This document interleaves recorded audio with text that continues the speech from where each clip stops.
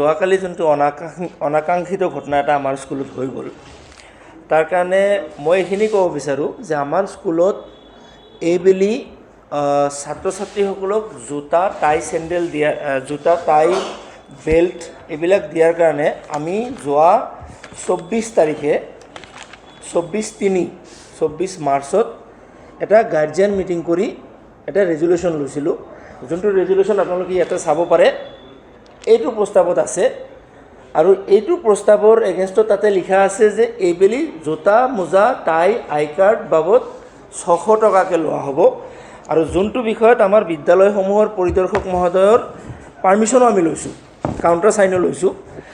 আৰু ইয়াৰ কাৰণে এটা কমিটি বনোৱা হৈছিলে, যোনটো কমিটিত 40 জন মানুহ থাকিব আৰু প্ৰতিটো ক্লাছৰ কাৰণে 4 জনকৈ ভাগ কৰি দিয়া হৈছিলে, য'ত এজন শিক্ষক আৰু 3 জন অঞ্চলৰ মানুহ।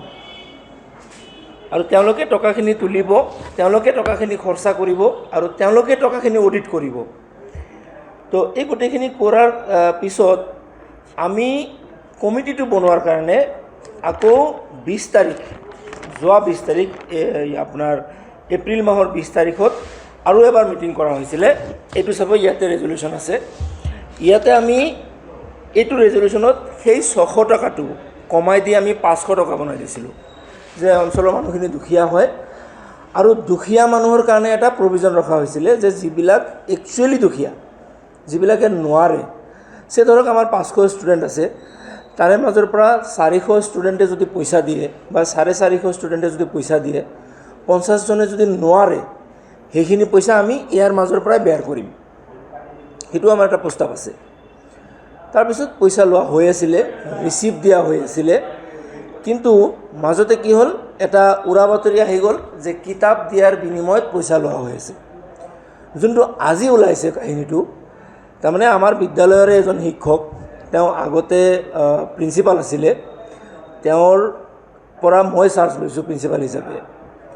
সেই মানুহজনে নেকি পইচাৰ বিনিময়ত মানুহ ভাড়া কৰি আনিছে আৰু তেওঁৱে উঠাইছে কথাবিলাক যে হেৰি কৰিব লাগে, যে কিতাপ নিদিলে, পইচা নিদিলে কিতাপ নিদিয়ে।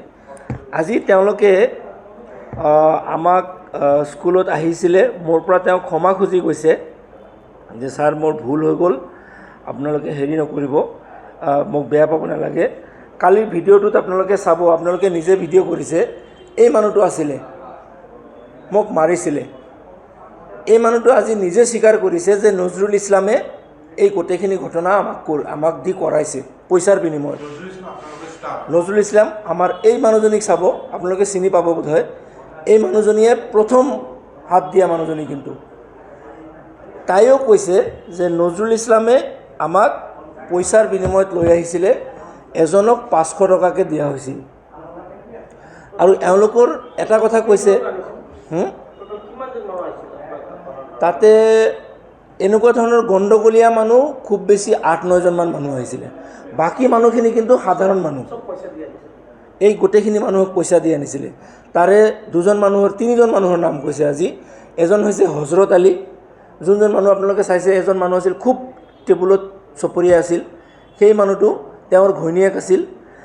নজৰুল ইছলাম আমাৰ বিদ্যালয়ৰে প্ৰাক্তন অধ্যক্ষ, আৰু এজন নজৰুল ইছলাম আছে, সেই জাগাৰ প্ৰাক্তন VCDC চেয়াৰমেন।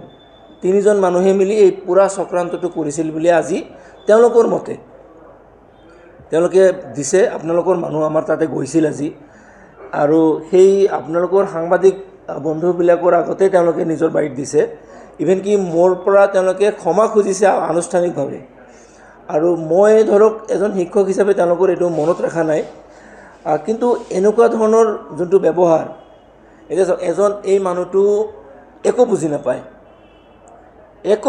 তেওঁক 500 টকাৰ কাৰণে মোক মাৰিয়ে দিল।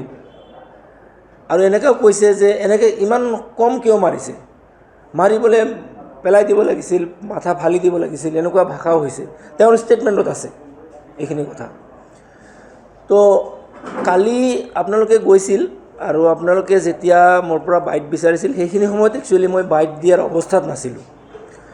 মই যদিও আপোনালোকক কৈছিলোঁ যে 2 ঘণ্টামান ৱেইট কৰক, সেইটো হয়তো সময়ৰ নাটনিৰ কাৰণে নহ'ল। তো সেইকাৰণে আজি মই ভাবিলোঁ মই আপোনালোকক দেখা কৰিয়ে মোৰ বাইটটো দিম, যাতে বস্তুটো স্পষ্ট হয়। কাৰণ অলৰেডি ধৰক মোক মানে কি ক'ম এইটো ৰাজহুৱাভাৱে নৈতিকভাৱে হত্যা কৰা হৈছে। গোটেই অসমৰ মানুহে যোনটো চাইছে, গোটেই অসমৰ মানুহে যোনটো হেৰি কৰিছে, ইয়াত ধৰক মই লজ্জিত বুলি নকওঁ, কাৰণ মই অকলে কিয় লজ্জিত হ'ম, মই অকলে কামটো কৰা নাই, গোটেই মানুহে মিলি কৰিছোঁ আমি। মই দুখিত হয় সেই অঞ্চলৰ সেইকেইজন মানুহৰ প্ৰতি মোৰ দয়া উপজে যে তেওঁলোকে এনেকুৱা এটা সৰু ঘটনা লৈ ইমান ডাঙৰ কিবা এটা কৰি দিল। হয়তো আজি তেওঁলোকে বুজি পাইছে, আজি তেওঁলোকে ক্ষমা খুজিছে, কিন্তু ইতিমধ্যে বহুত সময় পাৰ হৈ গ'ল।